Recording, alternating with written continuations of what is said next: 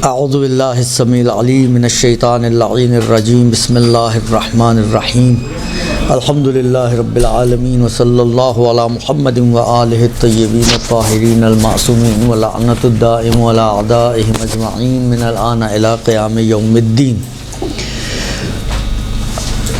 हमारी जो गुफ्तगू चल रही थी मसाइल फ़िक़्ह में, उसको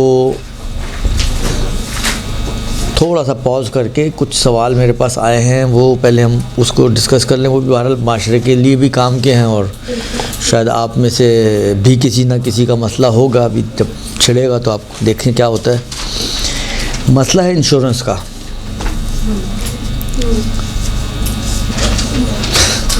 सबने लगता है पॉलिसियाँ ली हुई हैं। तो मसला है इंश्योरेंस का कि आया इंश्योरेंस, पहला तो सवाल यही पैदा होता है कि आया इंश्योरेंस करवाना जायज़ भी है या जायज़ नहीं है। फिर अगर जायज़ है तो फिर क्या उसकी सूरत हाल बनती है।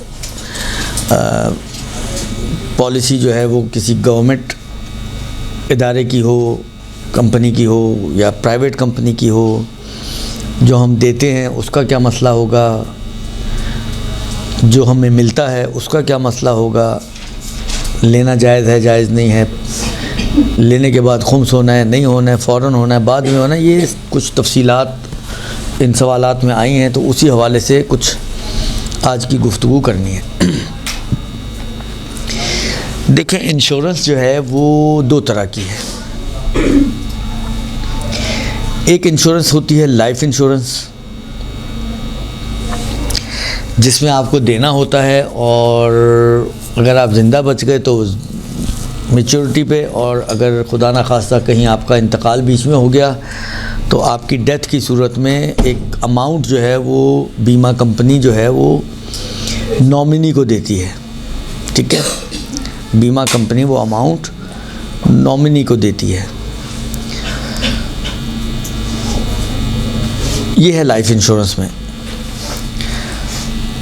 यानी इसमें जो रिस्क कवर्ड होता है वो आपकी ज़िंदगी का होता है कि अगर आपको कुछ होता है तो कुछ होने की सूरत में बीमा कंपनी एक सर्टेन अमाउंट आपके नॉमिनी को, अब वो चाहे आपने बीवी को नॉमिनी बनाया हो या मसलन औरत है तो शौहर को बनाया हो, बाप को बनाया हो, भाई को बनाया हो, औलाद को बनाया हो, जिसको भी नॉमिनी आप वहाँ पर अपॉइंट करते हैं उस नॉमिनी को देते हैं। ये इंश्योरेंस कंपनी में एक हिस्सा है उसका कि जो लाइफ इंश्योरेंस से ताल्लुक़ रखता है। अलैकुम अस्सलाम। दूसरा हिस्सा इसका, इसके अलावा जितनी भी इंश्योरेंसेस हैं लाइफ से हटकर, मतलब आपने अपने घर की इंश्योरेंस करवाई है, आपने अपने मोबाइल की इंश्योरेंस कराई है, आपने अपनी गाड़ी की इंश्योरेंस कराई है, आपने अपने गोडाउन की इंश्योरेंस कराई है, आपने अपने ऑफिस की इंश्योरेंस कराई है। ठीक है, लाइफ से हटके किसी भी चीज़ की आपने इंश्योरेंस अगर करवाई है तो उसमें भी यही होता है कि एक सर्टेन अमाउंट आप मंथली बेसिस पे या हाफ ईयरली बेसिस पे या सहमाही बेसिस पे या ईयरली बेसिस पे आप उसको कंपनी को दे रहे होते हैं।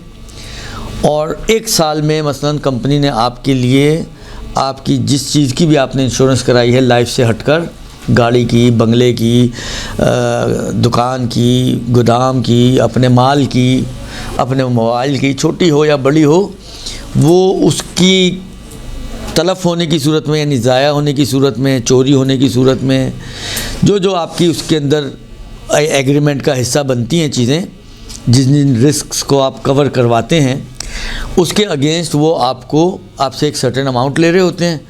अब अगर साल के दौरान नॉर्मली ये वाली जो पॉलिसीज़ होती हैं सालाना रिन्यू होती हैं, मतलब गाड़ी की आपने करवाई है इंश्योरेंस, वो एक साल की होती है, साल बाद दोबारा से रिन्यू होती है, आप एक चेक और दे देते हैं, वो फिर इसको रिन्यू कर देते हैं, या जिस चीज़ की भी आपने इंश्योरेंस कराई होती है।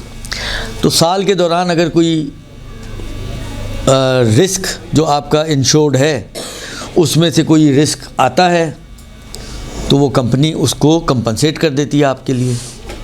तो ये दो तरह की, यानी इसमें क्या होता है, इस वाली इंश्योरेंस में आपने जिस चीज़ के अगेंस्ट इंश्योरेंस कराई है उसकी चोरी, उसका ज़ाया होना, उसका चोरी हो जाना वगैरह, किसी न किसी चीज़ के अगेंस्ट तो जब वो काम होता है तो उसके अगेंस्ट फिर कंपनी उसको भर देती है आपके खसारे को, ठीक है। तो ये दो तरह की इंश्योरेंस है, एक लाइफ और एक लाइफ से हटकर बाकी जितने भी हैं वो सब इसी दूसरी कैटेगरी में आती हैं। जहाँ तक दूसरी कैटेगरी का ताल्लुक़ है, जिसका ताल्लुक़ लाइफ से नहीं है, आपकी मौत और हयात से उसका रब्त नहीं है, बल्कि चीज़ों के हवाले से है, तो इसमें तो किसी किस्म का कोई इश्काल नहीं है, ये जायज़ है। और जो आप दे रहे हैं वो आपके एक्सपेंसेस हैं, यानी जो आप दे रहे हैं ये आपका उनके पास जमा नहीं हो रहा है,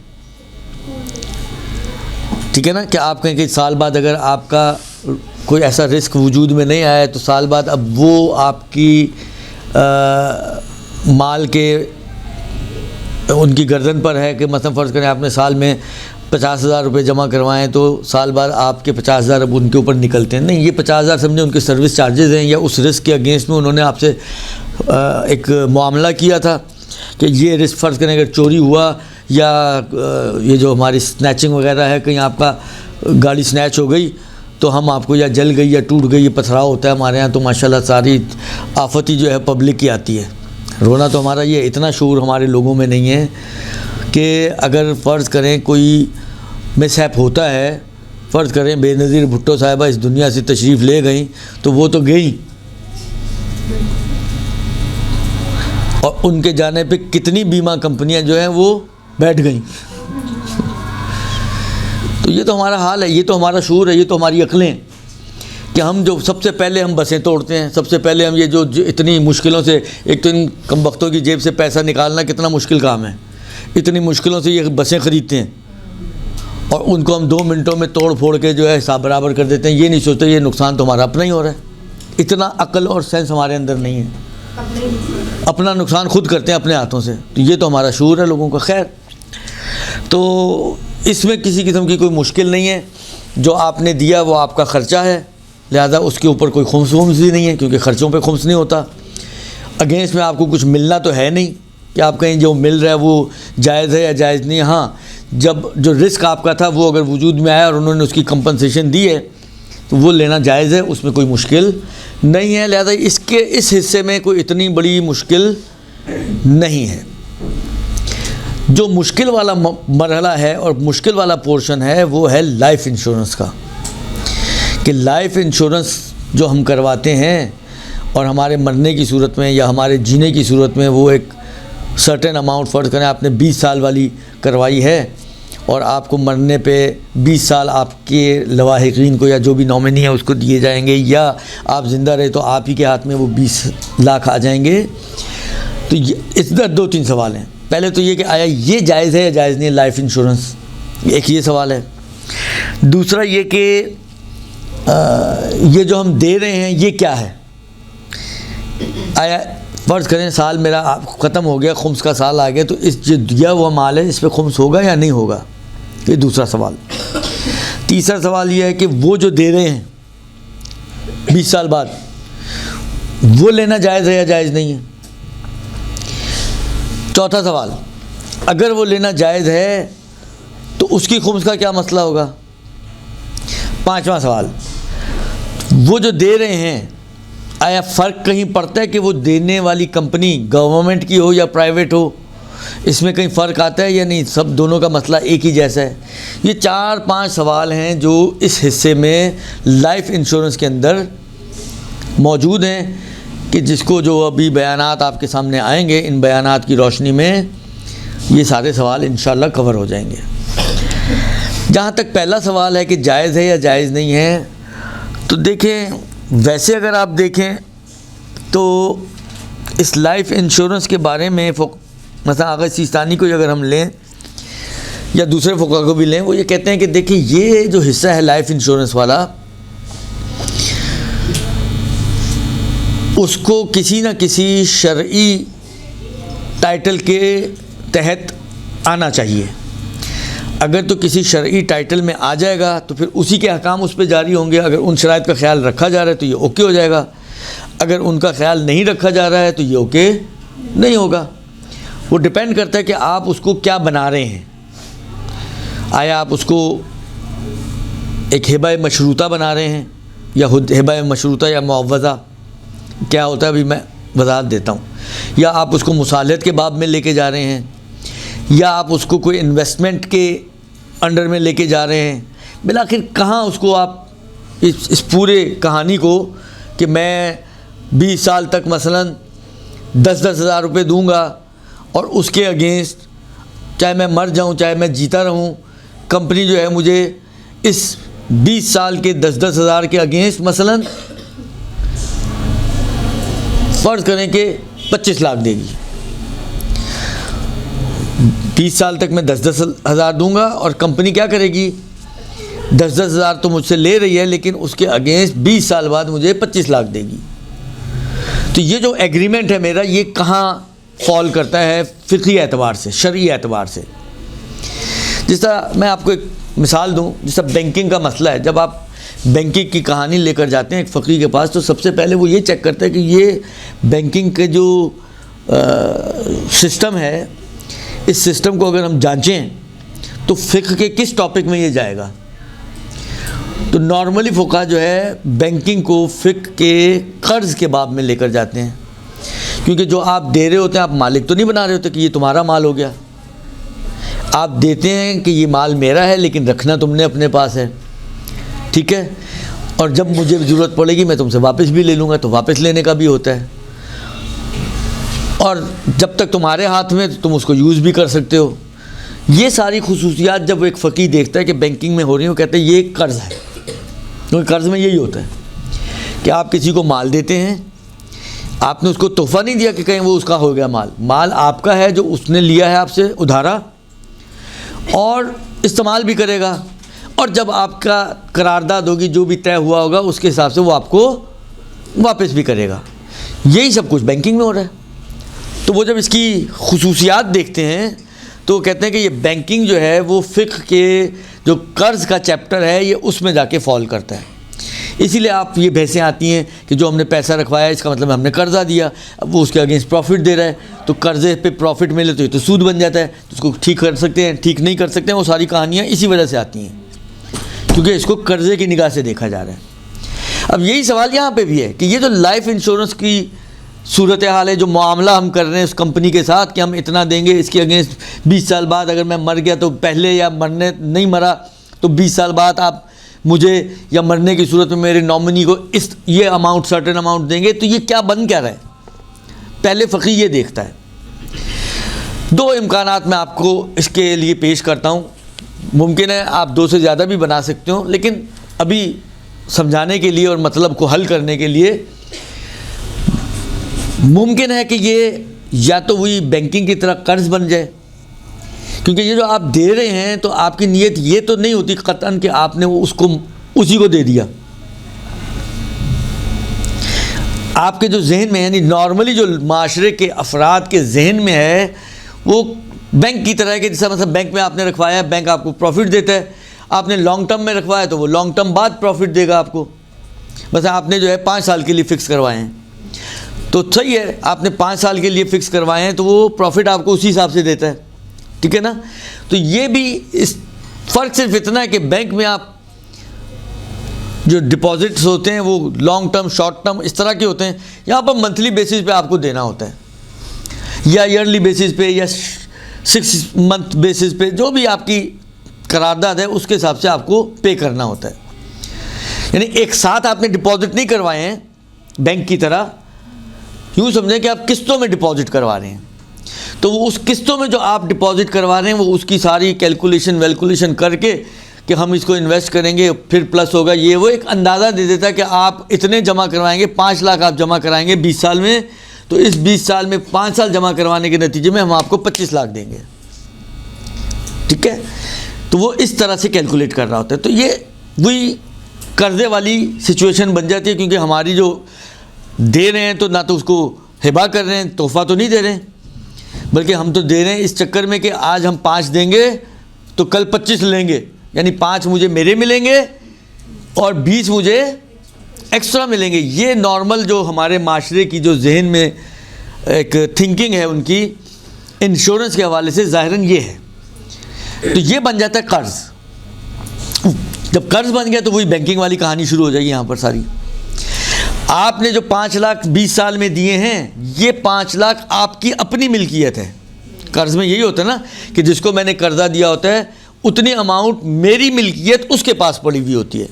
मतलब आपने मुझसे लिया 1000 रुपया कर्ज, ठीक है, तो वो 1000 रुपया कर्ज को मैंने आपको मालिक तो नहीं बना दिया कि ये आज से आपका हुआ, कर्जा दिया ना मैंने।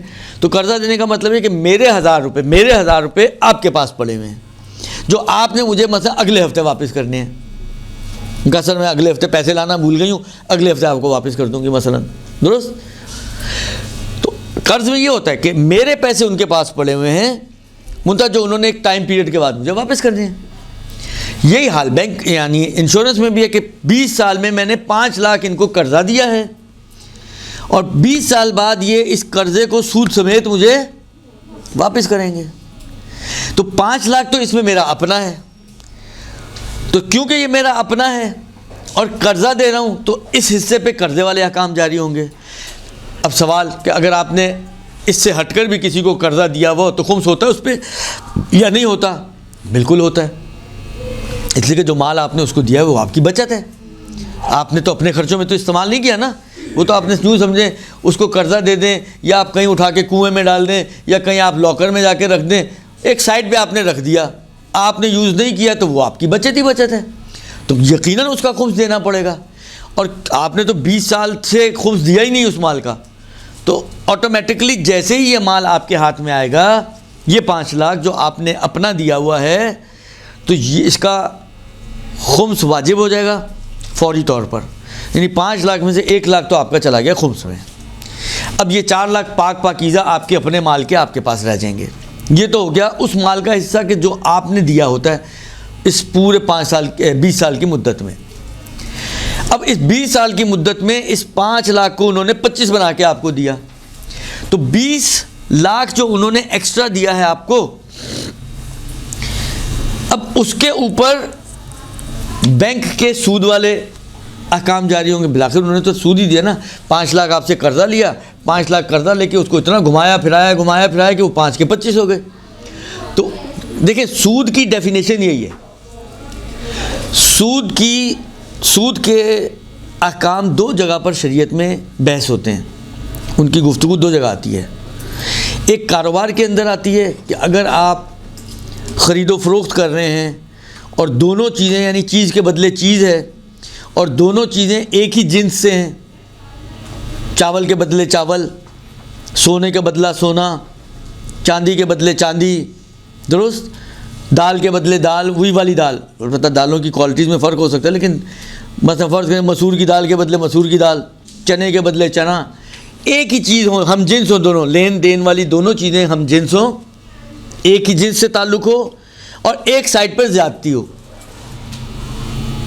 मसलन मैं फ़र्ज़ करें 2 किलो टोटा चावल देकर 1 किलो बनास्पति साबुत चावल लूँ, तो चावल के बदले चावल हो गया ना, तो जिन्स एक हो गई।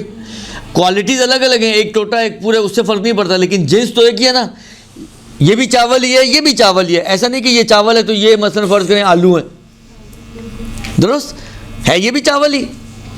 तो दोनों हम जिन्स हो गई, एक तरफ 1 किलो है और एक तरफ 2 किलो, ये हो गया 1 किलो सूद।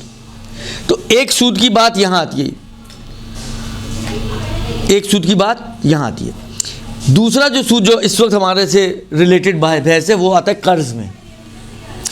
अगर आप किसी को कर्जा दें और उस कर्जे के अगेंस्ट कुछ भी ऐसी चीज़ लें कि जो वैल्यूएबल हो, चाहे वो कैश की शक्ल में हो, चाहे वो गुड्स की शक्ल में हो, चाहे वो अमल की शक्ल में हो। मतलब मैं आपको कर्जा दूं, कहूँ एक शर्त पे कर्जा दूंगा कि मुझे मसलन 1 गिलास पानी ला के दो, एक अमल किया ना उसने, हर अमल की एक वैल्यू तो होती है। या फ़र्ज़ करें मैं किसी दर्जी को, उसको कर्जा चाहिए था, मशीनें लेनी थी, मैं कहा ठीक है मैं कर्जा देता हूँ, तो मेरे 2 सूट्स जो है फ्री में सी दो। कर्जा देकर उससे अमल का तकाजा कर रहा हूँ कि ये अमल मेरे लिए फ्री में करो। तो फ़र्ज़ करें अगर वो एक सूट फ़र्ज़ करें 1500 में सीते, तो गोया मैंने लाख देकर उससे 1,03,000 का तकाजा कर लिया, अगर इसको हम कैश की शक्ल में बना दें तो। या वैसे ही जिससे हमारा होता है लाख रुपए देके 1.25 लाख वापस ले रहे हैं आप। जहाँ पे भी कर्ज हैं आप, और कर्ज कुछ मनफियत लेकर आया आपके लिए, कुछ नफ़ा लेकर आया आपके लिए, ये कर्ज हो जाएगा सूदी कर्जा और ये हो जाएगा हराम। यहाँ पर भी मामला जो हम कर रहे हैं, मामला हराम हो जाएगा अगर इस बेस पर कर रहे हैं कि जो नॉर्मली लोगों के ज़हनों में यही बेस है। मामला हराम है, मामला बातिल है। इसीलिए कहते हैं कि ये जो प्रॉफिट आपको मिल रहा है इसके ऊपर वही जो अहकाम बैंक के सूद के हैं वही अहकाम इस पर भी जारी होंगे। अब बैंक के अहकाम जो सूद के हैं वो 3 तरह के हैं। सामने जो आपको बैंक है जिसने आपको ये प्रॉफिट दिया है सूद के नाम पर, वो अगर प्राइवेट बैंक है, प्राइवेट मुस्लिम बैंक, तो आगा सिस्तानी फरमाते हैं कि अगर आपको इत्मीनान है इस बात का कि मालिक इसको इस्तेमाल करने पे राज़ी है, कि नॉर्मली होता है वो देता ही इस्तेमाल के लिए, आपको वापस लेने के लिए तो नहीं देता ना, तो आप इसको इस्तेमाल कर सकते हैं, आपके लिए इस्तेमाल उसका जायज़ है।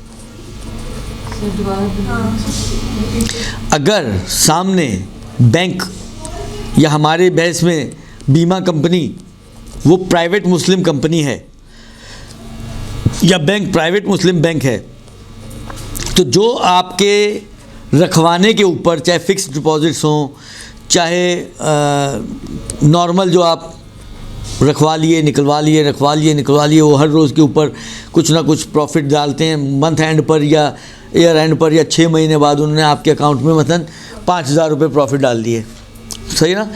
तो ये प्रॉफिट जो बैंक दे रहा है आपको उसका भी वही मसला है। वो प्रॉफिट जो आपने बीमा कंपनी से लिया है 5 के 25, 5 को छोड़ के बाकी 20 लाख उसका एक ही माना, यानी वो 20 लाख और ये 5,000 एक ही जगह पे खड़े हुए, दोनों का मसला एक ही है। सामने अगर जो कंपनी या बैंक है वो प्राइवेट मुस्लिम है और आपको इत्मीनान है कि वो इसको इस्तेमाल करने पे राज़ी हैं, कि बकौल आगे सीसा ने ये जुमला खुद लिखा है कि ये नॉर्मली इत्मीनान होता ही है लोगों को, तो आप उस 20 लाख को इस्तेमाल कर सकते हैं, सब आपके इस्तेमाल में आ सकते हैं। इसमें आपको सदका वदका कुछ देने दिलाने की ज़रूरत नहीं है। आपने बेटे की शादी करनी है कर लें, आपको बेटी की शादी करनी है कर लें, आपको जो भी करना है, घूमना फिरना है, आपने ज़ियारतों पे जाना, जो करना करें, आप उस माल को इस्तेमाल कर सकते हैं। लाइफ इंश्योरेंस की बात हो रही है अभी सर, बैंक में जो रखते हैं दोनों की बात हो रही था, बैंक की और लाइफ इंश्योरेंस की सूरत में मिलने वाले प्रॉफिट की। मुस्लिम प्राइवेट अगर बैंक सामने या इंश्योरेंस कंपनी जो है वो जैसे EFU है, ये एक प्राइवेट कंपनी है ना, उससे आपको प्रॉफिट मिल रहा है, अगर वो मुझे नहीं पता वो लाइफ इंश्योरेंस करते हैं नहीं करते हैं, हालांकि फ़र्ज़ तो आप लोगों को तो सब कुछ ही पता है माशाल्लाह, पॉलिसी कोई भी नहीं ली हुई, पता सब कुछ है, ये तो कमाल की बात है। देखिए बैंक अब बैठ के हम ये तय करने बैठेंगे तो लंबी कहानी है। इस वक्त शायद सिर्फ नेशनल बैंक है मेरा ख्याल है जो थोड़ा सा या तो सेमी है या गवर्नमेंट बैंक है, वरना जो है तकरीबन बैंक जो है वो प्राइवेटाइज हो चुके हैं तकरीबन। ठीक है, खुलासा कलाम ये कि अगर बैंक या ये बीमा कंपनी प्राइवेट मुस्लिम है तो इससे जो प्रॉफिट मिल रहा है, अगर आपको इत्मीनान है कि नॉर्मली होता ही है, आप उस पूरे प्रॉफिट को इस्तेमाल कर सकते हैं। अगरचे मामला आपका बातिल था, वो एक अपनी जगह पर है, लेकिन इस प्रॉफिट को आप यूज़ कर सकते हैं। देखिए ये जो जुमला मैं बार बार कह रहा हूँ, मैं नहीं कह रहा हूँ कि ये आपका माल है, उसकी वजह यही है कि मामला बातिल था, माल आपका नहीं है, लेकिन इस्तेमाल करने की इजाज़त है आपको, क्योंकि सामने वाले ने आपको दिया ही इस्तेमाल करने के लिए। जैसा फ़र्ज़ करें मैं आपको, जैसे आप जाते हैं किसी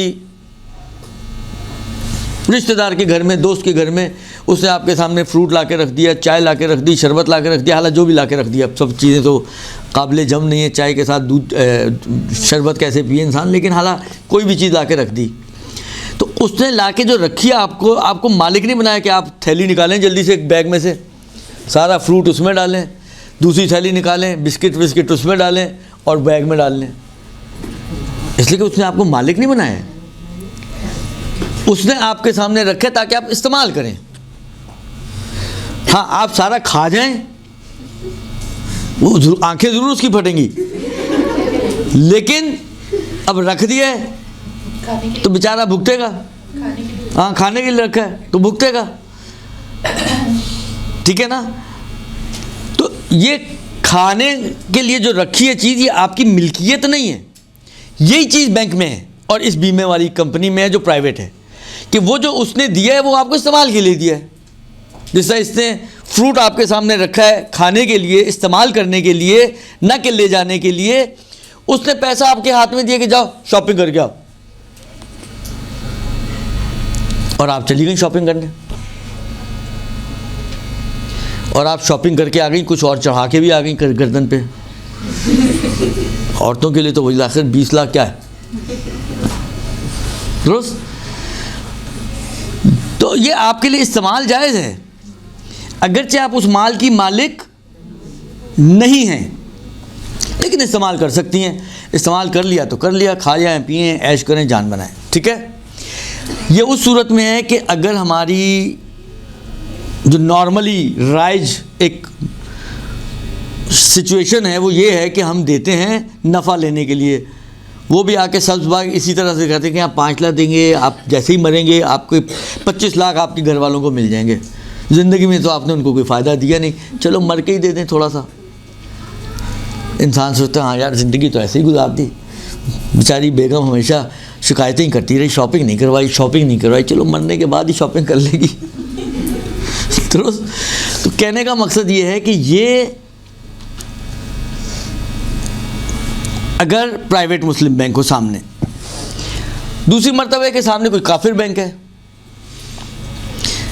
काफिर बैंक उस बैंक को कहते हैं कि जिसका असल सरमाया जो होता है वो और जो शेयर होल्डर्स उसके जो हैं, जो असल सरमाए में शेयर होल्डिंग करते हैं, वो सारे के सारे काफिर हैं, ठीक है।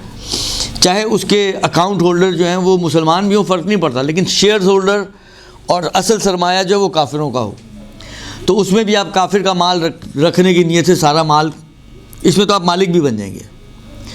आप ये नियत कर लें कि इस माल को मैं अपनी मिल्कियत में लेता हूँ, काफिरों के माल को उन्होंने दिया, आप अपनी मिल्कियत में ले लें, ये माल आपका हो गया, नोशे जान, खाएं पिएं, ऐश करें, फिर से जाएं शॉपिंग पे, दुरुस्त।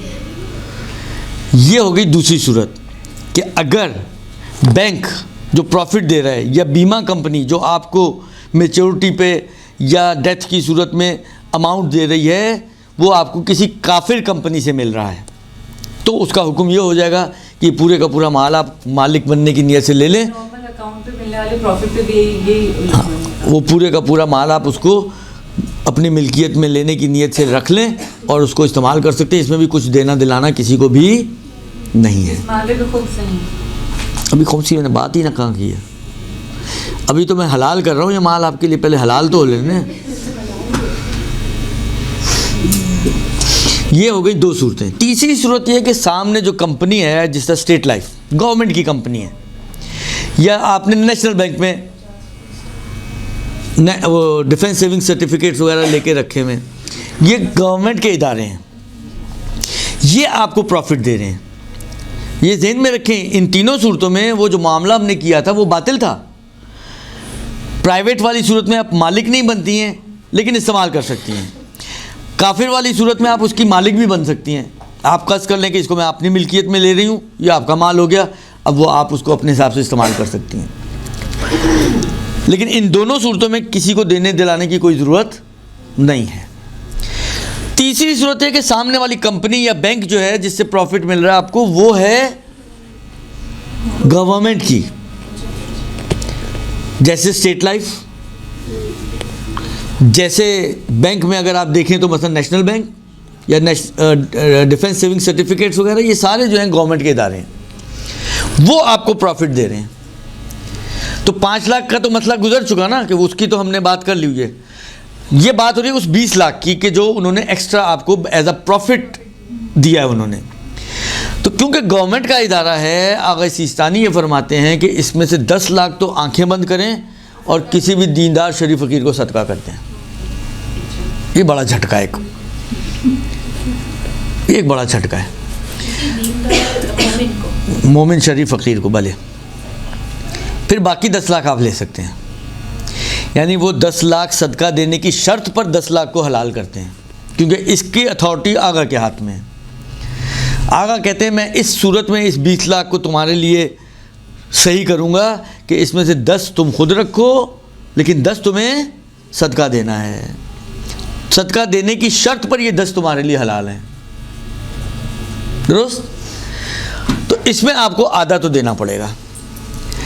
तो यहाँ तक तो हो गई बात प्रॉफिट की, कि ये प्रॉफिट जो आपको इस मामले के तहत कि जो हमने कर्ज़ वाला मामला बनाया है, जो प्रॉफिट आपको मिला है, सामने वाली कंपनी कैसी है, प्राइवेट है, काफिर है, गवर्नमेंट है, उस हिसाब से इसका जवाब आपको उम्मीद है कि मिल गया होगा।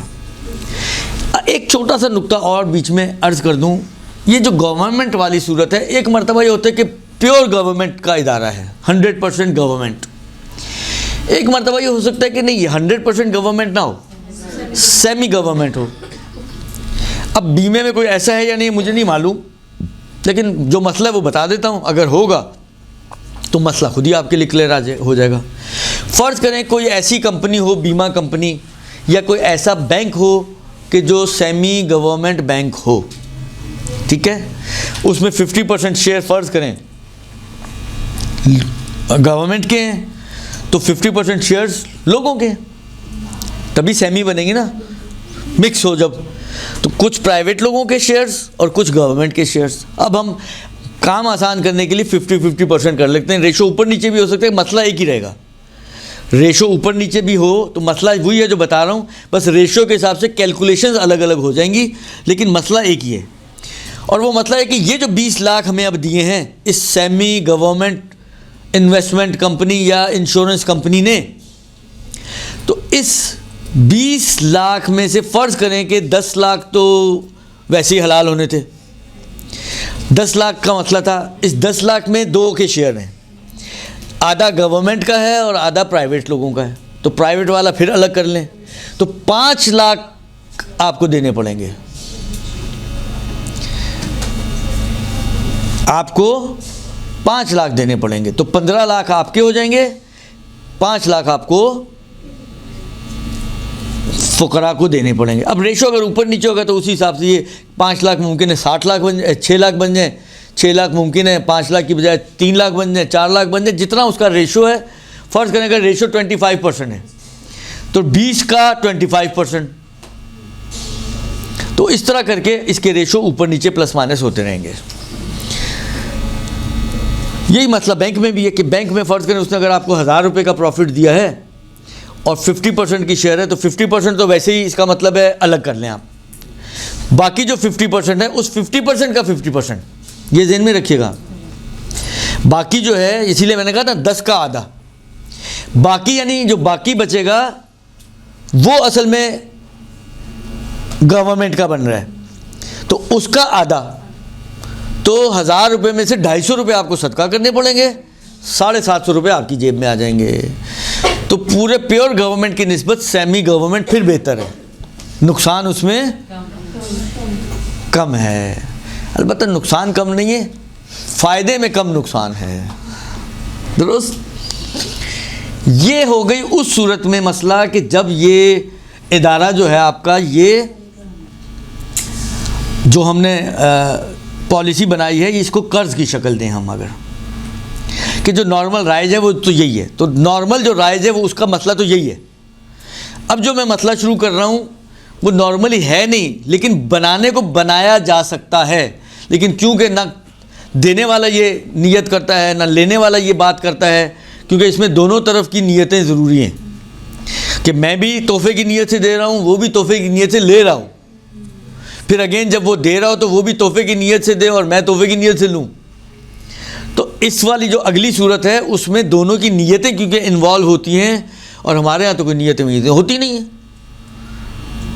उसने आके सब्ज़ बाग दिखाए, आप उसकी बातों में आए, उसने छुरी चलाई और आपसे जो है वो पॉलिसी बेच के उठ के चला गया। तो ना उसने कर्ज किया कि भाई मैं जो दूंगा तुम्हें हिबा के तौर पे दूंगा, ना उसने कहा कि हाँ जी मैं भी हिबा ले लूँगा आपसे और हम भी जो देंगे वो आपको हिबा के तौर, ऐसी कोई चीज़ होती नहीं है। इसलिए नॉर्मली ये हमारी प्रैक्टिस से है तो बाहर, लेकिन एक सही करने का तरीका जो मैं बता रहा हूँ ताकि अगर कोई करना चाहे तो वो इसको सही कर सके। वो ये है कि एक शरीयत में एक टॉपिक आता है जिसका कर्ज़ एक बाब है ना, एक चैप्टर है। ये तो आपको पता है, आपने सुना होगा, पता नहीं सुना तो आज चलें सुन लें कि फ़िक़्ह के 52 बाब हैं। कितने बाब हैं? 52, 52 बाब्स पर मुश्तमिल है या 52 चैप्टर्स पर मुश्तमिल है पूरी फ़िक़्ह आपकी। अव्वलुहु तहारत व आखिरुहु दियात। तहारत से शुरू होता है, दियात पर जाकर ख़त्म होता है। अब ये तो 2 चैप्टर हो गए ना, पहला तहारत आखिर दियात। इसके दरमियान में 50 और चैप्टर्स हैं। तहारत से आप निकलते हैं सलात, सौम, फ़लाँ फ़लाँ। ये अगर आप इसकी लिस्ट ही उठा के देख लें, सिर्फ लिस्ट, ये आगा की अरबी की रिसाला है, तो इस लिस्ट में कम से कम वो जो एक तो ये लोग अरबी लोग जो है ना लिस्ट उल्टी आखिर में लेकर आते हैं, पता नहीं वो उल्टे हैं या हम सीधे हैं। अब एक सिर्फ छोटी सी आपको तसल्ली के लिए आपकी तहारत, तहारत के बाद कहते हैं जी सलात, सलात के बाद आएँ तो सौम, सौम के बाद आएँ तो हज, ज़कात, ज़कात फ़ितरा, खुम्स, अम्र बिल मारूफ़, तिजारत, तिजारत के अंदर फिर मुख्तलिफ़ चीज़ें हैं। उसके बाद शुफ़ा, शिरकत, सुल, इजारा, जुआला, मुज़ारा, मुज़ारबा, मुसाक़ात, ये हजर है, ये एक दूसरी चीज़ है, बहरहाल ये भी इसके चैप्टर्स में शुमार हुई। वकालत, कर्ज़, दैन, ये कर्ज़ अभी हमने जो पढ़ा, कर्ज़ और दैन तकरीबन एक जैसी चीज़ें हैं। हवाला, रहन, ज़मान, किफ़ाला, वदिया, आरिया, हिबा।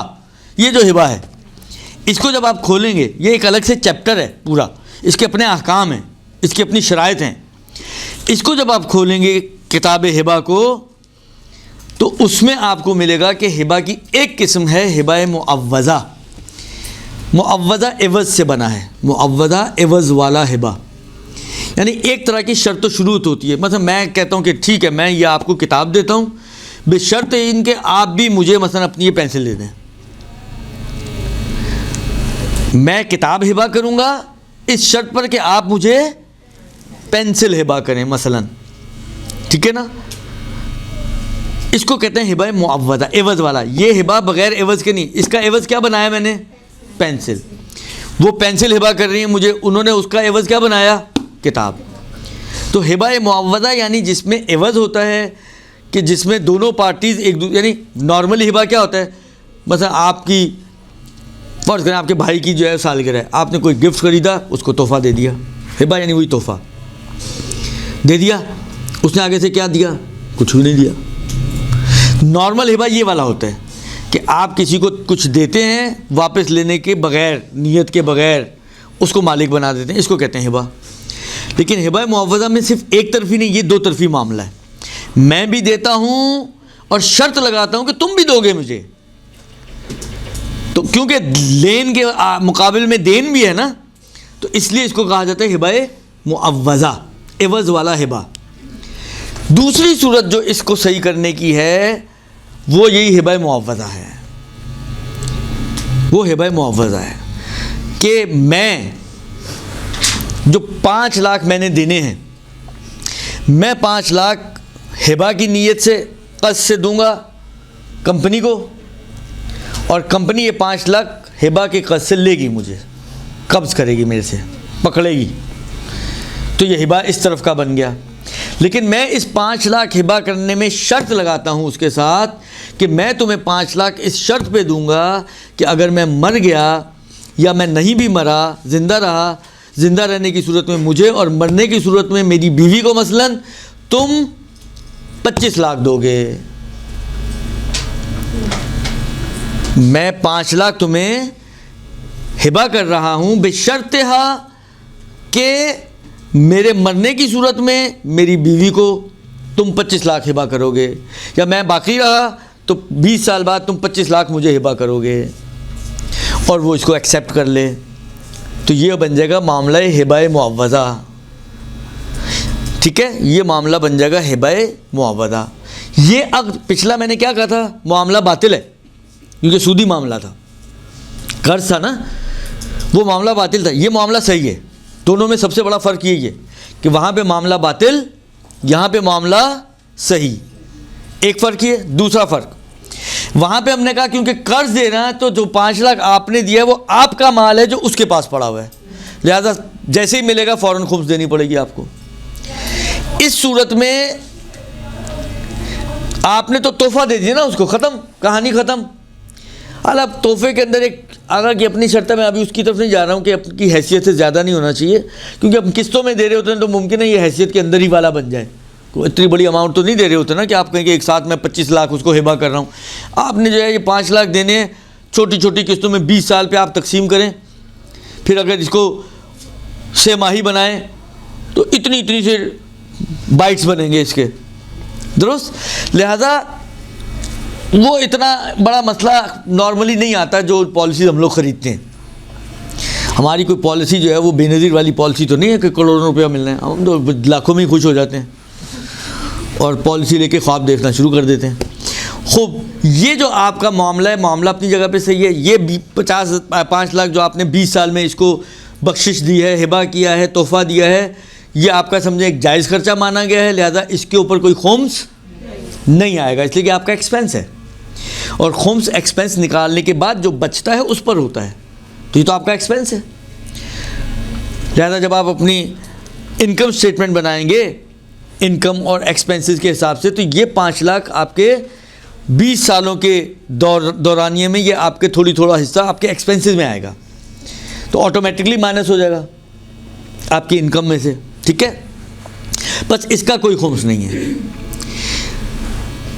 अब आपके कोई 5 लाख उसके पास पड़े हुए भी नहीं है, क्योंकि आपने तो उसको दे दिया, बख्शिश दे दी उसके हो गए तो 5 लाख, तो अब आपका कोई 5 लाख उस पर नहीं बना। अब वो जो 25 लाख देगा ये एक नए 25 लाख हैं जो इस शर्त की पाबंदी के तहत वो आपको या आपकी घरवाली को दे रहा है, दुरुस्त। और ये पूरे के पूरे उसी साल की इनकम है, जब आपके हाथ में आएंगे ये उसी साल की इनकम है, या जब आपके अकाउंट में आएंगे ये उसी साल की इनकम है। जब उसी साल की इनकम है तो अब जब अगली डेट आने के बाद जो डेट आएगी आपकी खुम्स की, अगर आप डेट वाले हैं, और अगर डेट वाले नहीं तो पूरा साल गुजरने के बाद फिर अगर इस 25 लाख में से कुछ बचेगा तो उसका खुम्स देना होगा, ठीक है, तब उसका खुम्स आपको देना होगा। फौरन किसी भी अमाउंट पर इस कंडीशन में खुम्स आएगा नहीं।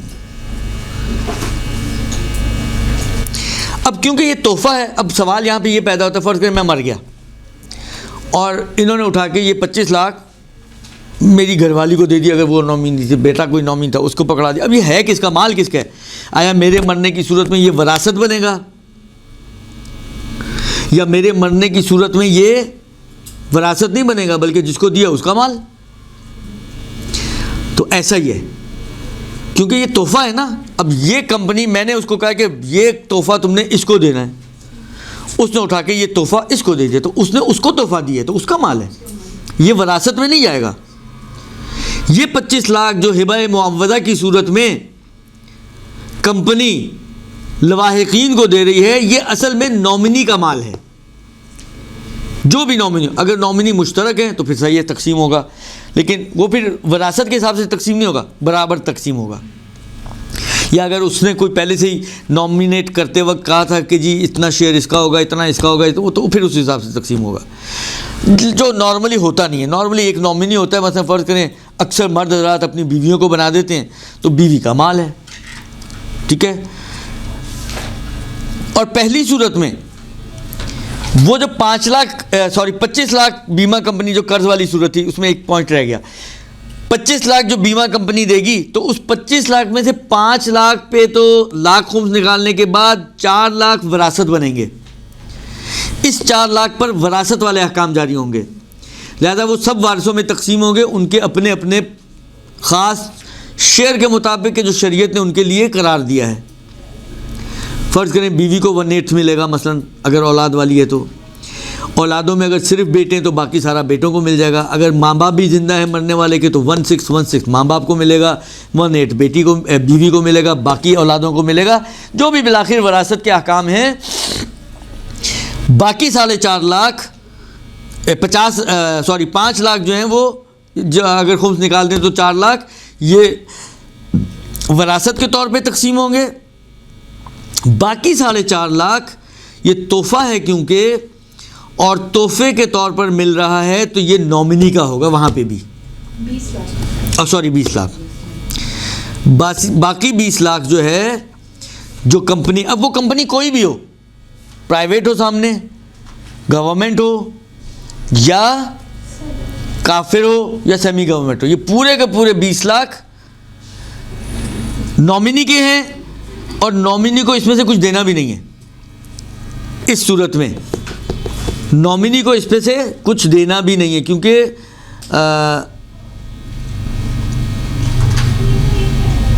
देखें कर्जे वाली सूरत में तो उसको देना होगा 50%। ये मैं दूसरी सूरत की बात कर रहा हूँ, असल में उसका भी मसला बीच में आ गया ना तो वो थोड़ा सा मिक्स हो गया।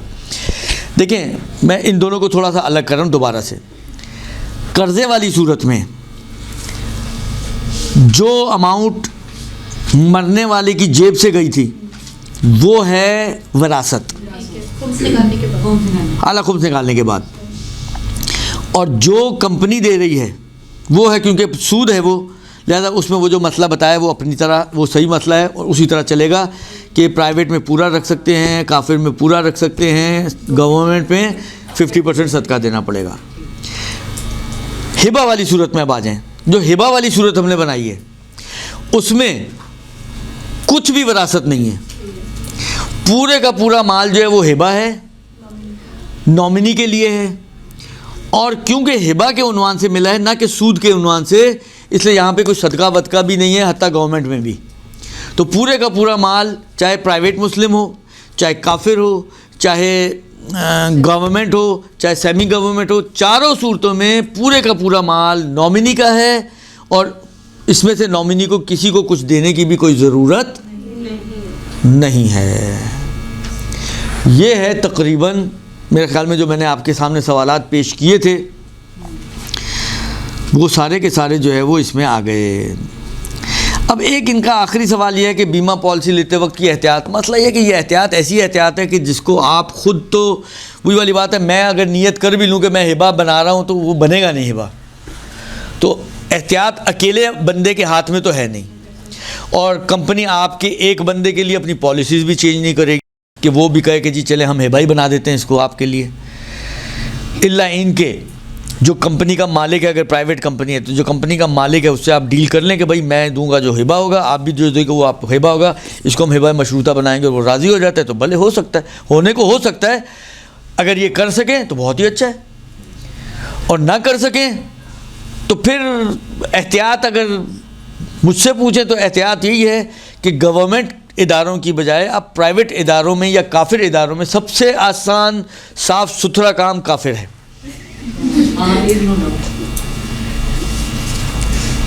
मजाक नहीं कर रहा हूँ, सबसे साफ, क्योंकि उसमें आप तमल्लुक की नीयत से ले सकते हैं, माल भी आपकी मिल्कियत बन गई और आप जो मर्जी करना चाहें, किसी को देना भी कुछ नहीं है, तो आसान है ना ये। गवर्नमेंट में तो आधा सीधा ही आधा दे देना। अभी मैंने इनको ये बोला था, मैंने कहा तुम सारी दुनिया को मेरा दुश्मन बना दोगे अब इसको जब फैलाओगे तो, क्योंकि मोस्टली जो है वो सबने जो स्टेट लाइफ से ली हुई है पॉलिसीज़। लाइफ पॉलिसी तो स्टेट लाइफ तो चैम्पियन है उसका, तो वो तो चैम्पियन है, लेकिन उस चैम्पियन की वजह से मेरा जुलूस निकल जाएगा। तो कहने का मकसद ये है कि सबसे साफ़ सुथरी जो चीज़ है शरई एतबार से, पॉइंट ऑफ व्यू से, वो ये है कि आप पैसा रखवाएं भी तो काफिर बैंकों में रखवाएं, अलबत्ता अगर ऐसा कोई बैंक हो तो, कि जिसके शेयर होल्डर्स में भी कोई मुस्लिम ना हो। अगर ऐसा कोई बैंक हो तो, मुझे नहीं पता है या नहीं है, आई डोंट नो। मैंने इसीलिए पहले, मुझे पता है आप लोग बोलेंगे, मुझे नहीं मालूम, इसलिए कि हर आदमी, मुझे हज पे ऐसे ऐसे लोग मिलते हैं, आगा मैं 35 साल से बैंकिंग में हूँ, वो कोई कहानी सुनाएगा, दूसरा मिलेगा मैं 40 साल से बैंकिंग में, कुछ और कहानी सुना रहा होता है। तो मैं किसकी बात सुनूँ और किसकी मानूँ और किसकी ना मानूँ, मुझे नहीं मालूम। ये तहकीक आपकी ज़िम्मेदारी है, आप जाके उसको अब तो माशाल्लाह इन लोगों ने भी इतना सब कुछ खोल खाल के नेट पे डाल दिया हुआ है, जाके सर्च करें कि उसके जो बेसिक, देखें बैंक खोलने के लिए एक बेसिक अमाउंट होती है जो सरमाया वो चाहिए होता है, वो काफिरों का होना चाहिए। उसके बाद फिर ये मज़ीद सरमाया लेने के लिए शेयर्स, असल में वो उसी सरमाए के अंदर प्लस माइनस कर रहे होते हैं शेयर्स के ज़रिए। तो वो शेयर होल्डर्स जो हैं, इसके शेयर होल्डर्स वो काफिर होने चाहिए। चाहे अकाउंट होल्डर्स काफिर ना भी हों, वो अहम नहीं है, अहमियत यह है कि सरमाया किसका है। ये काफिर बैंक, मुस्लिम बैंक, ये सरमाए के ऊपर घूमता है। वो अगर काफिरों का है सारे का सारा, तो वो काफिर बैंक कहलाएगा। अब कौन सा है मुझे नहीं मालूम। सही, जो बैंक कहते हैं मुदारबा अकाउंट खोल रहे हैं, मुशारका अकाउंट, इस्लामिक विंडो बैंकिंग जो खुल गई है, ये मतलब इसका क्या ये या नाम बदल दिया या है क्या? देखें, अब फॉर्म्स में कितनी तब्दीली लाएं मुझे नहीं मालूम। मैंने एक प्रोस्पेक्टस पढ़ा था इस इस्लामिक बैंकिंग का, इनका अल्लाह ने की दिया आपको, शायद मीज़ान बैंक का, ठीक है ना, सबसे पहले शायद उसी ने शुरू किया था, आई थिंक सो, या शुरू वालों में से था। तो उसका किसी वक्त किसी ज़माने में किसी ने मुझे दिया था, वो थोड़ा सा मेरी नज़र से गुज़रा था। देखें, मुजारबा, मुशारका, इजारा, हिबा मुआवज़ा, ये सारे वो चीज़ें हैं जो मैंने अभी आपके सामने पढ़ी ना, इसके अंदर भी मौजूद हैं। तो ये शरई टाइटल्स हैं। ये हो सकता है कि सुन्नियों और शियों में कुछ शराइत के अंदर प्लसेस और माइनसेस हों, वो अपनी जगह पर हो सकता है, वो मैंने बहुत तफसील से उनका नहीं देखा। लेकिन टाइटल वाइज अगर हम देखें, क्योंकि मसलन फ़र्ज़ करें, मैं आपको एक मिसाल दूँ, मसलन मुजारबा, आगा सीस्तानी को उठा के देखिएगा आप जाके, तौज़ुल मसाइल उर्दू में भी मुजारबा दिया हुआ है। आगा कहते हैं कि मुजारबा सिर्फ तिजारत में हो सकता है। मुजारबे का मतलब क्या है? मुजारबे का मतलब यह फ़र्ज़ करें, जो आम फहम अभी बात कर रहा हूँ, बहुत दकीक इसकी डेफिनेशन नहीं दे रहा हूँ आपको कि आप कहें कि यार ये तो डेफिनेशन कहीं पे मिल ही नहीं रही हमें। मैं एक मफहूमन आपको समझा रहा हूँ कि मुजारबा जो हमारे माशरे में भी कहते हैं ना, स्लीपिंग पार्टनर्स वगैरह टाइप की, वो एक तरह का मुजारबा है कि मतलब पैसा मेरा, मेहनत आपकी, और हमने इसको जो कमाई है उसको हमने। मसला जो हमारे यहाँ एक तो मुश्किल ये कि इन्होंने कहा सिर्फ तिजारत में हो सकता है, ख़रीदो फ़रोख्त। अब वो ख़रीदो फ़रोख्त किसी भी चीज़ की हो, आप कहें जी ज़ाफ़रान बेचूँगा मैं, शहद बेचूँगा मैं, ज़मीनें बेचूँगा मैं, घर लेके बेचूँगा मैं, ख़रीदो फ़रोख्त होनी चाहिए, तिजारत होनी चाहिए। आप कहें मैं घरों को किराए पे दूंगा, घर ख़रीद के किराए पे दूंगा, वो किराए के अंदर हम शरीक होंगे, तो चीज़ तो ये भी वही बन रही है ना कि पैसा मेरा, मेहनत आपकी, घर ख़रीदना, घर ढूंढना, उसकी डॉक्यूमेंटेशन कराना, फिर उसके हर महीने जाके सर खपाई करना उसका, तो वो आप कर रहे हैं सारा। तो ये इसको आगा सीस्तानी मुजारबा नहीं मानते। तो एक तो ये है कि अब वो मुजारबा तिजारत के अंदर मानते हैं। तो अगर तिजारती हद तक है तो भले ठीक है। जैसे मतलब फ़र्ज़ करें आप कहें जी मुझे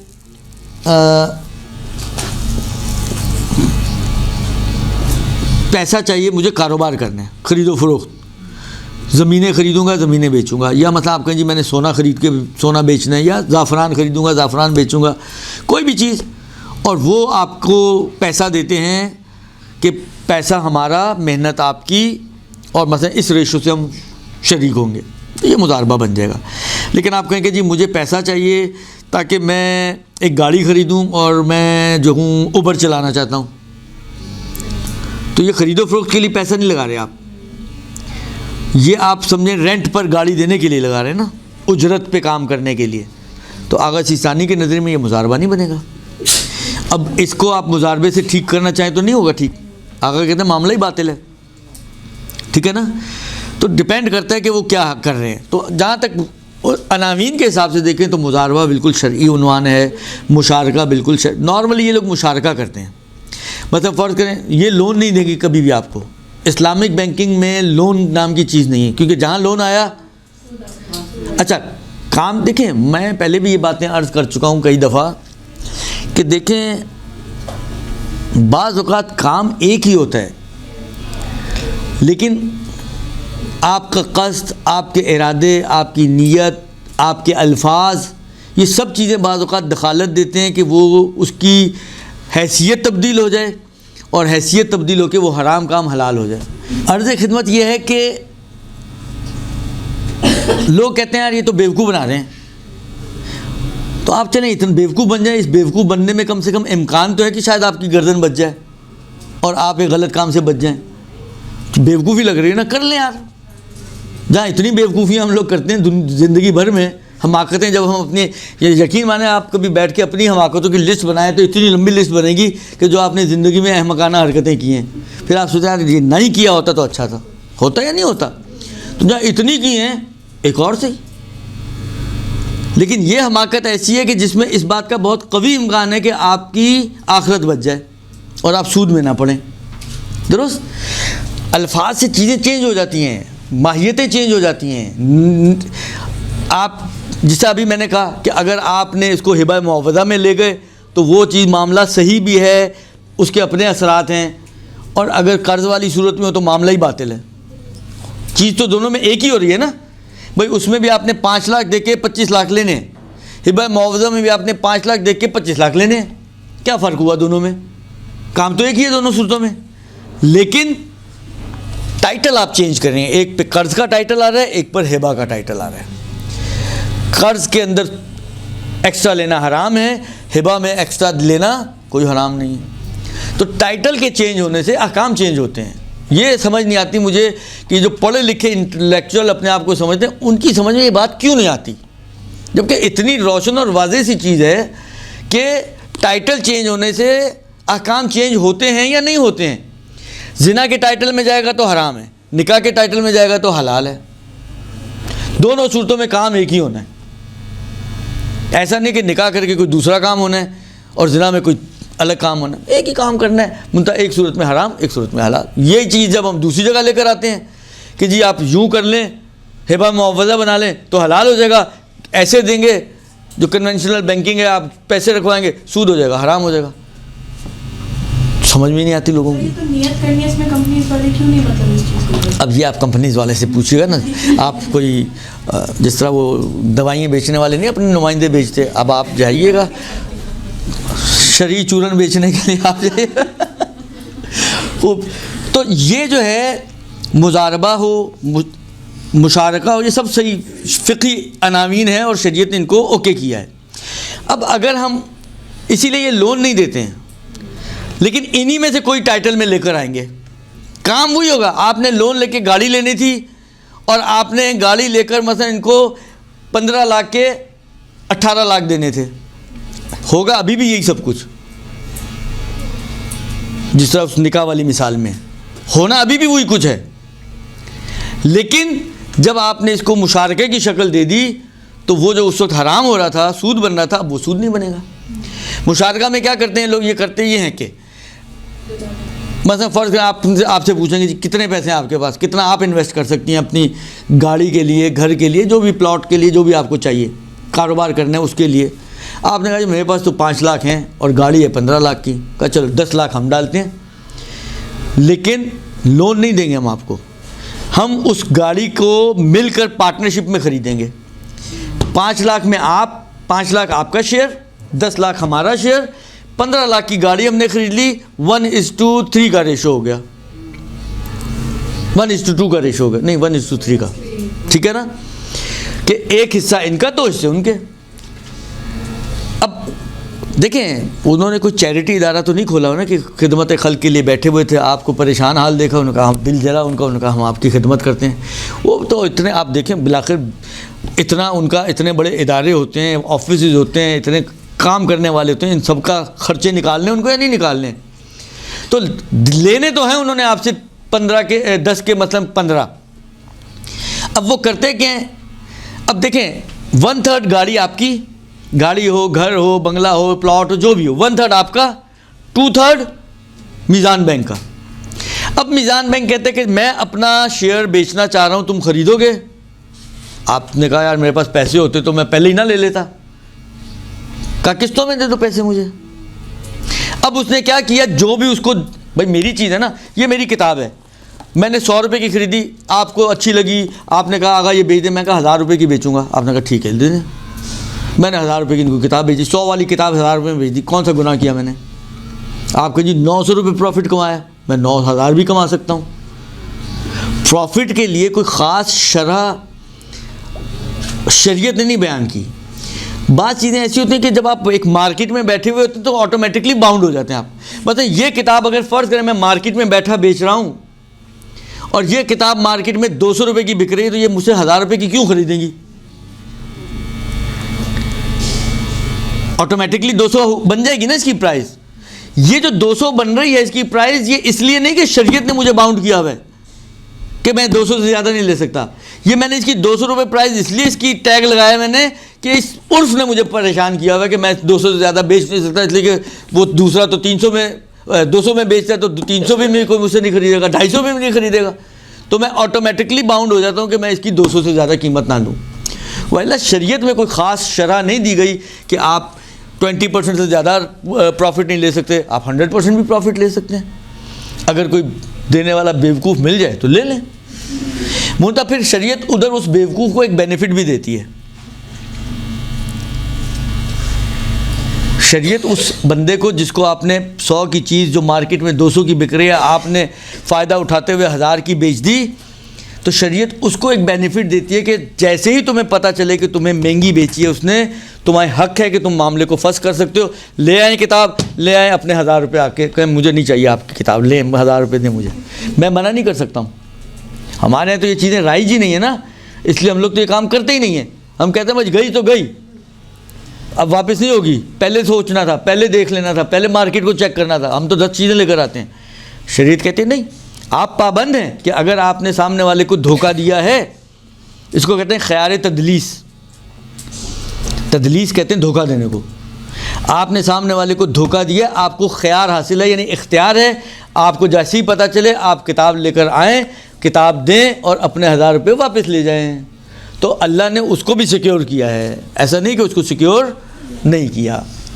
खैर, तो ये करता है बैंक। अब इसमें कहाँ कबाहत है कि उसने अपना शेयर जो उसने फ़र्ज़ करें आपको 10 लाख दे के 12 लाख 15 लाख जितने भी लेने थे उसने उसकी बना दी किस्तें का, ये 15 लाख में मैं तुम्हें अपना शेयर बेचूंगा और इतनी इतनी किस्तें तुम भरते रहो। उसका भी काम हो गया, उसका भी काम हो गया। उसने 3 लाख, अब यही अगर ये पैसा इसको 10 लाख देता कि ये लो लोन, और कहता है मैं 10 लाख दे रहा हूँ 12 लाख लूँगा, तो 2 लाख बन जाता सूद। अभी इसने 10 लाख दिए, 2 लाख प्रॉफिट तो बना है लेकिन सूद नहीं बना। ये हो गया हलाल, पहला वाला हो गया हराम। अब फ़र्ज़ करें इतनी सी बेवकूफ़ी करने से ये इम्कान अगर हो वाक़ईन कि मैं जो कमा रहा हूँ वो हलाल बन जाएगा, तो इस बेवकूफ़ी में कौन सी हमाकत है? ऐसी बेवकूफ़ी तो कर लेनी चाहिए ना इंसान को। लेकिन ये जो पढ़े लिखे लोग हैं जो अपने आप को बड़ा फन्ने खान समझते हैं, उनकी समझ में बातें आती नहीं है। करे तो बंदा की करे। तो ये है जनाब सूरत हाल। हाँ जी, अब फरमाएं आप, आपके 2 सवाल। यार ये कुछ चल रहा है या नहीं चल रहा है यहाँ पर? अच्छा, ये जो पहला वाला मामला है कर्ज वाला, हाँ, इसमें तो ये अंडरस्टूड होता है ना कि हम रखवाते हुए कर्ज की नियत कर रहे हैं और बैंक लेते हुए कर्ज की नियत। आप कर्ज की नीयत बिलाखिर ऑटोमेटिकली ये है वो यही रहे, क्योंकि आप जब दे रहे हैं तो इसी नीयत से दे रहे हैं कि मैं आपको मालिक नहीं बना रहा हूँ, मैं दे रहा हूँ, बाद में आपसे लूँगा। तो यही कर्ज होता है। पहला है कि इस्लामी प्राइवेट बैंक को, तो इसमें ये तो नहीं कि फिक्स्ड अमाउंट नहीं रखवाना या प्रॉफिट पहले से तय ना हो, ये वाली कंडीशन? देखिए, जहाँ पे भी कर्जा देकर आप, बहुत से लोग कहते हैं बैंक को हमने रखवाए, उन्होंने फ़िक्स नहीं किया। अरे फ़िक्स नहीं किया तो दे तो कर्जे पर ही एक्स्ट्रा रहे ना। ये कहाँ आया है कि कर्जे पर जब फ़िक्स करके एक्स्ट्रा दें तो सूद बनेगा, अगर फ़िक्स किए बगैर एक्स्ट्रा दें तो सूद नहीं बनेगा। कर्जे पे एक्स्ट्रा अगर देंगे तो वो हतमन सूद है, चाहे फ़िक्स हुआ हो चाहे फ़िक्स ना हुआ हो। ये फ़िक्स होने और ना, दूसरा आपको बताऊं कि जो फ़िक्स करने और ना करने का मसला हमारे वहाँ, तो वो भी कॉन्सेप्ट ख़राब है। हम देते हैं मसलन जाके बैंक को, ये हम जहाँ पे हत्ता इन्वेस्टमेंट कंपनीज को भी जब आप पैसा देते हैं, आप कहते हैं कि जी हम आपको 3 लाख रुपए दे रहे हैं, वो कहते हैं हम 3 लाख पे लाख रुपए पे 2000 रुपये आपको देंगे। वो अपने आप को उस मुश्किल से बचाने के लिए कहते हैं हम 2000 फिक्स नहीं करते, 1800, 1900, 1000, 2000, 2100, ऊपर नीचे कुछ भी मिल सकता है आपको, इससे कोई फ़र्क नहीं पड़ता। ये भी बातिल हो जाएगा मामला, इसलिए कि जो फ़िक्स की बात आती है वो होता है प्रॉफिट रेशो में फ़िक्स। मैं वही कह रही हूँ, तो वो होता है प्रॉफिट रेशो में। मसलन जो भी प्रॉफिट होगा, प्रॉफिट का मसलन 18% है, 20% है, जो भी। हाँ, लेकिन ये प्रॉफिट का नहीं करते, ये असल सरमाए का 18% दे रहे होते हैं। किसने कहा प्रॉफिट का देते हैं? ये असल सरमाए देते प्रॉफिट में से हैं, लेकिन तय करते हैं असल सरमाए के हिसाब से कि असल सरमाए का 18%, 20%, 15%, 13%, 7%। हम आपको एक्स्ट्रा देंगे, तो ये तो फिक्स पे ही हो गया ना, मतलब सूद। नहीं, हर फिक्स करने, मैंने कहा ना, देखिए लोन में चाहे आप फिक्स करें या ना करें, वो सूद ही है। लोन में फिक्स करने की कोई खुसूसियत नहीं है। जहाँ पर लोन बन रहा है, कर्ज बन रहा है, मसलन जो नॉर्मल बैंकिंग है हमारी, उसमें जो हम देते हैं वो कर्ज दे रहे होते हैं। अब वो फिक्स करें कि इतने % देंगे या फिक्स ना करें, दोनों सूरतों में ये सूद ही है।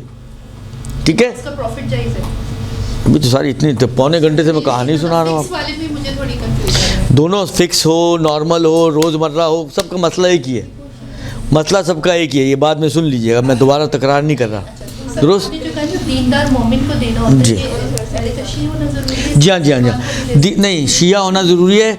देखिए, जो दीनदार, ये जो सदका देने की बात है बैंक प्रॉफिट में, किसी भी दीनदार शरई फ़कीर को देना होता है। दीनदार शरई फ़कीर कई दफ़ा बता चुका हूँ आप लोगों को कि इससे मुराद कोई भी मोमिन हो जो फ़कीर शरई हो, यानी उसकी इनकम कम हो, एक्सपेंसेस ज़्यादा हो, जायज़ एक्सपेंसेस, और क्योंकि दीनदार का है तो ज़ाहिरी दीन पर अमल करने वाला हो, बेनमाजी ना हो, खुल्लम खुल्ला गुनाह ना करता हो, शराब ना पीता हो, उसकी गुनाहों में मदद ना होती हो पैसा देने से। इन सारी शराइत को मद्देनज़र रखते हुए ऐसे दीनदार शरीफ फ़कीर को आपको ये 50% सदका, उसमें भी कहते हैं कि हाकिम शरअ से इजाज़त ले के सदका दें। अलबत्ता इसमें एहतियात वाजिब है कि जब भी आप मजलूल माल वाला सदका दें आप, तो एहतियात वाजिब यह है कि हाकिम शरअ से इजाज़त लेकर सदका दें। ये तकरीबन जो है आज काफ़ी सारा टाइम इसी में लग गया कि आपकी इंश्योरेंस के हवाले से जो तूल व तफसील बन सकती थी, जो युमकिन अन युक़ाल, जो उसमें कहा जा सकता था, वो मैंने आपकी खिदमत में अर्ज़ कर दिया। नॉर्मली जो हमारे यहाँ राइज है वो पहली वाली सूरत है। दूसरी वाली सूरत के लिए पापड़ बेलने पड़ते हैं जो कोई भी नहीं बेलता, तो इसलिए दूसरी वाली सूरत अंडरस्टूड नहीं बन सकती, खुद व खुद नहीं होती है, उसमें एग्रीमेंट करना पड़ता है बाकायदा, और वो हम लोग करते नहीं हैं। तो इसलिए मेरा अपना ज़ाती, जो अभी आप बोल रही थी, मेरा अपना ज़ाती ख्याल है कि पूरी बैंकिंग के निज़ाम को और पूरी जो है ये इन चीज़ों को एक छोटी सी ऊंच नीच से ठीक कर सकते हैं हम। छोटी सी, कोई लंबे चौड़े हमें पूरे फॉर्म्स आप कहिए सारे फॉर्म्स आए, इतनी लंबी चौड़ी कहानी में पढ़ने की भी ज़रूरत नहीं है। एक छोटी सी चीज़ आपको चेंज करेंगे तो आपकी जो है ऑटोमेटिकली सारी कहानियाँ ख़त्म हो जाएंगी। लेकिन अब वही वाली बात है ना, इनकी समझ में आएगा तो करेंगे। ये लोग तो अपने आप को फन्ने खान समझते हैं कि इनसे ज़्यादा इन चीज़ों को समझता कौन है, तो इसलिए फिर इसको ये चीज़ें ऐसी ही रह जाती हैं। लेकिन बहरहाल शरीयत ने जो अपनी सूरतें बताई हैं वो अपनी जगह पर मौजूद हैं, उसके हिसाब से हम कर सकते हैं। तो ये तो हो गया आपका यहाँ तक का मसला। चलें 4-7-8 मिनट हैं, कोई सवालात हो तो आप पूछ लें। सर एक टाइम था जब NIT बड़े मार्केट में इन हुए थे, तो जैसे ख़ानदान के बड़े थे सब ने लिए थे NIT। अब इसमें जैसे मसला है कि सेमी प्राइवेट गवर्नमेंट जो इशू करती है उसमें से आधा आपको देना होता है, तो ये मसला भी हमारे घर में कुछ पहले भी उठा था कि जो हम इस्तेमाल कर चुके हैं आधे की आधा अभी भी आपकी गर्दन पर है ना। बिल्कुल है।